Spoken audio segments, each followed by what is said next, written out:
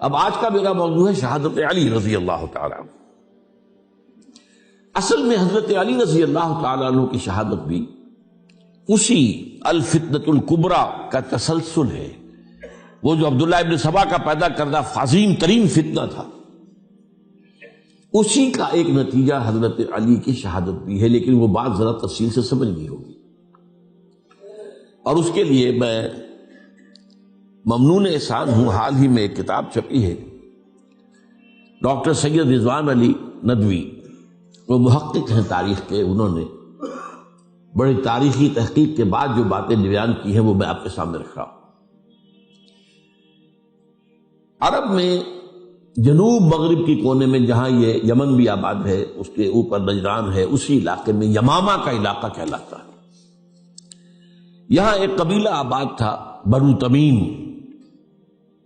یہ جو لوگ تھے بڑے کرخت مزاج، جنگجو، اکھڑ، ضدی، اور جس بات کو ایک دفعہ مان لے اس پر اڑ جانے والے اور مر مٹنے والے۔ یہیں سے فتنہ پہلا اٹھا تھا، سب سے بڑا جو نئے جھوٹے نبی کھڑے ہوئے تھے ان میں سب سے بڑا تو مسیلمہ کذاب تھا، یہی تو علاقہ تھا،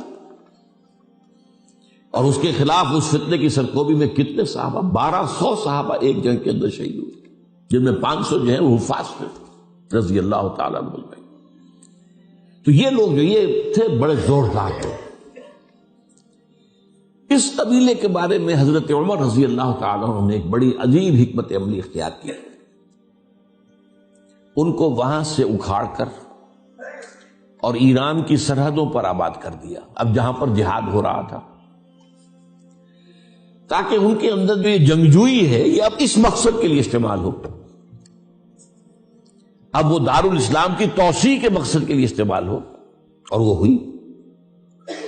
حضرت عمر نے 2 چھاونیاں بنائی تھی رضی اللہ تعالیٰ، کوفہ اور بصرہ، کیونکہ ظاہر بات ہے کہ اب جو اسلام کا دائرہ پھیل رہا تھا اور اسلامی حکومت پھیل رہی تھی، اور زیادہ تر جو ہے مشرق کی طرف پھیل رہی تھی، ایران اور خراسان وغیرہ کی طرف، تو اب مدینے سے اس کا کنٹرول اتنا آسان نہیں تھا، فاصلہ تھا، تو چھاونیاں بنائیں تاکہ یہ اس سرحد کے اوپر یہ موجودہ مرکز رہے یا فوجیں موجود رہیں، کہیں کوئی بغاوت ہو تو اس کو کچلنے کے لیے وہ قوت فوری طور پر دستیاب ہو سکے۔ یہ لوگ ہیں کہ جو عبداللہ ابن سبا کی فتنے سے سب سے زیادہ متاثر ہوئے۔ ان کی مزاج میں وہ کجی تو تھی نا، حضرت عمر بھی ان کا جو ایک مضبوط کنٹرول تھا انہیں دبائے رکھا ہے، اور ان کا رخ جو ہے ایک دوسری طرف موڑ کر اس سے اسلام کو فائدہ پہنچایا۔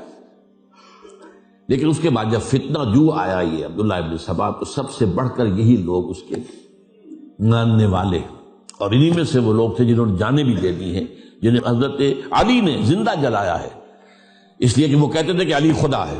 اے علی تم خدا ہو، تم ہمیں آگ میں جلا رہے ہو، یہ تو تم ہمارا امتحان لے رہے ہو۔ وَلَنَبْلُوَنَّكُمْ بِشَيْءٍ مِّنَ الْخَوْفِ وَالْجُوعِ وَنَقْصٍ مِّنَ الْأَمْوَالِ وَالْأَنفُسِ وَالثَّمَرَاتِ، اب وہ اس آیت کو اپنے اوپر منطبق کر رہے ہیں۔ تو یہ جو کرخت لوگ تھے، انہوں نے در حقیقت جو ہے عبداللہ ابن سبا کے کردار میں سب سے بڑا رول پلے کیا، اور انہی کے ہاتھوں حضرت عثمان شہید ہوئے رضی اللہ تعالی۔ اور اس کے بعد انہوں نے حضرت علی رضی اللہ تعالیٰ عنہ کو اپنے گھیرے میں لے لیا، کیونکہ انہی کی کثیر تعداد موجود تھی مدینے میں جب حضرت عثمان شہید ہوئے۔ اس کے بعد اب ظاہر بات ہے کہ کوئی نہ کوئی تو خلیفہ ہونا چاہیے تھا۔ حضرت طلحہ سے کہا گیا، انہوں نے معذرت کر لی، حضرت زبیر سے کہا گیا، انہوں نے معذرت کر لی۔ اب ظاہر بات ہے کہ حضرت علی آخر امت کو چھوڑا تو نہیں جا سکتا تھا بغیر امام کے، انہوں نے قبول کر لی، اگرچہ حضرت حسن روکتے رہے کہ ابا جان یہ ان لوگوں کی بیعت جو ہے آپ قبول نہ کیجیے۔ حضرت حسن تو ان میں سے ہے جو حضرت عثمان کے دروازے پر کھڑے تھے پہرے دار کی حیثیت سے، حسن اور حسین رضی اللہ تعالیٰ عنہ، انہیں تو معلوم تھا فتنہ جو کون لوگ۔ اس کے بعد حضرت علی رضی اللہ تعالیٰ عنہ نے اسی حکمت سے، جس حکمت کے تحت حضرت عمر نے یہ چھاونیاں آباد کی تھی، دارالخلافہ بھی مدینے سے کوفہ منتقل کر دیا، تاکہ پورے عالم اسلام کو کنٹرول کیا جا سکے اس مرکز کے ساتھ۔ اس کا نتیجہ یہ نکلا کہ اب گویا کہ حضرت علی کے گرد ان لوگوں کا گھیراؤ مکمل. کوفے میں یہی تو آباد تھے، کوفی یہی تو تھے.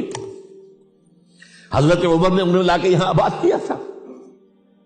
جب حضرت علی نے کوفے کو اپنا دارالخلافہ قرار دیا تو گویا کہ ان کا پھر عمل دخل بہت بڑھ گیا. ایک طریقے سے یوں کہا جا سکتا ہے کہ انہوں نے اب حضرت علی رضی اللہ تعالیٰ عنہ کو اپنے محاصرے میں لے لیا. چنانچہ جنگ جمل کے موقع پر یہ ہوا ہے کہ صلح ہو گئی تھی. حضرت عائشہ رضی اللہ تعالیٰ عنہ کے جو نمائندے تھے اور ادھر سے حضرت علی، صلح ہو گئی تھی. طے ہو گیا تھا کہ ہاں قاتلین عثمان کو جو ہے ان کو سزا دی جائے گی، قصاص لیا جائے گا حضرت عثمان کی قتل کا. لیکن ان لوگوں نے 10,000 آدمی کھڑے ہو گئے کوفے کے اندر، ہم سب قاتل ہیں عثمان کے، لوگ قصاص ان سے اگر لے سکتے ہو. اس کے نتیجے میں اور انہوں نے جنگ شروع کر دی. اور جب جنگ شروع ہو جائے تو پھر اس کے بعد تو کوئی نہیں دیکھ سکتا کیوں شروع ہوئی، کیسے شروع ہوئی، کس نے شروع کی. اب تو یا مارو یا مرو، دو ہی باتیں ہوتی. 10,000 مسلمان ایک رات میں شہید ہوئے جنگ جمل میں. اب اس کے بعد حضرت علی رضی اللہ تعالیٰ عنہ کی خلافت جو ہے حضرت امیر معاویہ نے ماننے سے انکار کر دیا. جب تک قاتلین عثمان کو سزا نہیں دیتے ہم بیعت نہیں کریں گے. یہ نہیں کہ دعویٰ کیا ہو کہ میں خلافت کا حقدار ہوں، یہ نہیں، لیکن یہ کہ آپ کو ان کو سزا دینی چاہیے. اب یہ تھا وہ مخمصہ جس میں حضرت علی رضی اللہ تعالیٰ عنہ وہ فرماتے ہیں جو میرا ساتھ دو تو میں ان قاتلین عثمان سے سزا جو ہے ان کو سزا دے سکتا. ادھر انہیں پتا تھا کہ میں سرنڈر کرتا ہوں تو مجھے علی تک تو پہنچنے کوئی نہیں دے گا، راستے میں ختم کر دیں گے رضی اللہ تعالیٰ عنہ. تو یہ پیچ تھا ایک جو ایسا پڑا ہے. اب اس میں جب حضرت معاویہ اور حضرت علی کے مابین فیصلہ کن جنگ ہوئی، جنگ صفین جسے کہتے ہیں، جس میں 70,000 مسلمان ایک دوسرے کی تلواروں، تیروں، نیزوں سے قتل ہوئے. اس موقع پر حضرت معاویہ کی طرف سے ایک آفر آئی. قرآن مجید کو نیزے پر اٹھا کر لوگوں نے کہا کہ یہ خونریزی بند کر دو، ہم قرآن کا فیصلہ ماننے کو تیار. حضرت علی دیکھ رہے تھے کہ یہ اصل میں میری فتح کو شکست سے بدلنے کا پروگرام ہے. تقریباً فتح میری ہو چکی ہے، لیکن یہ جو طبقہ تھا یہ ان کا نہیں، بڑی ٹھیک بات کہہ رہے ہیں، وہ مانیے ان کی بات.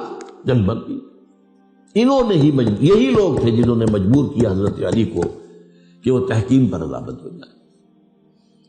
اس کے بعد تحکیم میں جو معاملہ ہوا، حضرت علی حضرت عبداللہ ابن عباس کو اپنی طرف سے حکم بنانا چاہتے تھے. یہ اڑ گئے نہیں. یہ اڑ جانے والے لوگ، اور یہی اصل قوت تھے. وہاں ساری طاقت تو انہیں کی تھی. تو انہوں نے ابو موسیٰ اشعری کو اپنی طرف سے مقرر، وہ بہت نرم خو آدمی تھے، انہیں برابر. بہرحال جو بھی بات طے ہوئی، اب تاریخ کی روایتوں میں اختلاف ہو سکتا ہے. کہا یہ جاتا ہے کہ طے تو یہ ہوا تھا حکمین کے مابین، ادھر سے ابو موسیٰ اشعری، ادھر سے عمرو بن العاص رضی اللہ تعالی عنہما، کہ آپ اپنے جو کلائنٹ ہیں حضرت علی آپ انہیں معزول کر دیجئے، میں معاویہ کو معزول کر دیتا ہوں. پھر جو ہے مسلمان فیصلہ کر لیں کسی اور کی عبادت. انہوں نے کھڑے ہو کے کہہ دیا میں علی کو معزول کرتا ہوں، اور عمرو بن العاص نے کہا کہ میں معاویہ کو قائم کرتا ہوں. اب یہ ہے روایت، واللہ عالم اس میں کتنا سچ ہے کتنا جھوٹ ہے. میں کوئی مورخ نہیں ہوں، میں کوئی تاریخ کا محقق نہیں. اس کے بعد جو ہے اب یہ لوگ انہوں نے کہا کہ مانیے تحکیم کو، اور جب انہوں نے حضرت علی نے اس تحکیم کے فیصلے کو ماننے سے انکار کیا تو باغی ہو گئے، حضرت علی کو کافر قرار دیا. اور جا کر ایک جگہ پر حرورہ ایک جگہ تھی وہاں پر جا کے جمع ہو گئے، جتھا بندی کی، بہت بڑی طاقت پر وہاں کر. انہوں نے طے کیا کہ علی بھی کافر ہو گیا، معاویہ بھی کافر ہو گیا، عمرو بن العاص بھی کافر ہو گئے، سب کافر ہیں. حضرت علی کی طرف سے ایک گئے سفیر ان سے بات کرنے کے لیے، تو انہوں نے کہا تم ہی نے تو کہا تھا کہ تحکیم کو تسلیم کرو، کہ ہاں ہم نے گناہ کیا تھا کفر کیا تھا، ہم توبہ کی ہم نے. اگر علی بھی مان لے کہ میں نے مان کر کفر کیا تھا، اب میں توبہ کرتا ہوں، تو ہم ان کی بات مان لیں گے. اب حضرت علی اس طرح کا جھوٹ کیسے بولتے؟ انہوں نے تو کوئی کفر نہیں کیا تھا. بہرحال انہوں نے پھر بھی نرمی برتی کہ دیکھو اگر تم کوئی خونریزی نہیں کرو گے، فساد نہیں مچاؤ گے، تو میں تمہیں کچھ نہیں کہوں گا. لیکن وہ اپنی ان شرارتوں سے بعد نہیں آئے. تو پھر تیسری جو بڑی جنگ ہوئی ہے ان جنگوں میں، جنگ نہروان کہلاتی ہے، حضرت علی کی جنگ خوارج کے ساتھ، جس میں 4000 خارجی جو ہے وہ قتل ہوئے. اور یہ بات اب آپ نوٹ کر لیجئے کہ یہ لوگ جیسا کہ اکھڑ بھی تھے لیکن اپنی بات پر ڈٹ جانے والے تھے، لیکن ساتھ ہی دیندار بھی تھے، نمازی اور روزے دار بھی تھے. یہ اس طرح کے لوگ نہیں تھے کہ جو فاسق اور فاجر، بس یہ مزاج کا ایک ہے جس بات دل میں بیٹھ گئی اڑ گئے.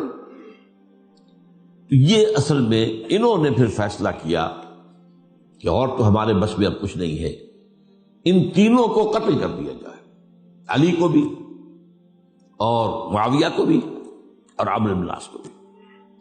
تو ایک جگہ ان کی سازش ہوئی، 3 آدمی معین ہو گئے، ایک ہی وقت کا طے فیصلہ ہو گیا، فلاں تاریخ کو فجر کے وقت تم جاؤ، وہ تم کوفے کی جامع مسجد میں، جب علی نماز جماعت کرا رہے ہو خنجر مارو انہیں. اور یہ اس کا نام ابن ملجم تھا، خارجی، یہ وہی لوگ بنو تمیم کے لوگ. دوسرا جو تھا وہ دمشق میں حضرت معاویہ کو قتل کرنے، شہید کرنے کے لیے پہنچ گیا. تیسرا مصر پہنچ گیا حضرت عمرو بن العاص کو. اب یہ بات اللہ کی طرف سے ہے، یہ تو اس کی مشیت ہے، اس کا فیصلہ ہے. حضرت علی پر وار کارگر ہوا، اب شہید ہو گئے. حضرت معاویہ پر وہ وار ذرا اوچھا پڑا، زخمی تو ہوئے لیکن آپ کی جان بچ گئی. عمرو بن العاص اس روز مسجد میں کسی معذوری کی وجہ سے، عذر کی وجہ سے فجر میں آئی نہیں سکے، لہذا حضرت علی کی شہادت ہو گئی. اب یہ ہے اصل پس منظر، کن لوگوں نے کیا شہید، اصل میں وہ سمجھ لینے کی بات ہے. یہ خوارج نے شہید کیا، لیکن خوارج کا فتنہ سبائی فتنے ہی کا آف شوٹ ہے، اسی کے ذیل میں ہے، اسی کی ایک شاخ ہے، اسی کا ایک نتیجہ ہے. یہ خوارج جو ہے بعد میں بھی ان کی مسلسل جو ہے وہ جنگیں رہی ہیں. بہرحال اس صورتحال کو یہ سمجھ لیجئے کہ یہ خلفائے ثلاثہ رضی اللہ تعالی عنہ، حضرت عمر شہید، عثمان شہید، علی شہید. عجیب بات ہے کہ تینوں کا نام عین سے شروع ہوتا ہے، عمر عین سے، عثمان عین سے، علی عین سے، تینوں شہید ہوئے ہیں. لیکن یہ کہ یہ ہے تاریخی پس منظر.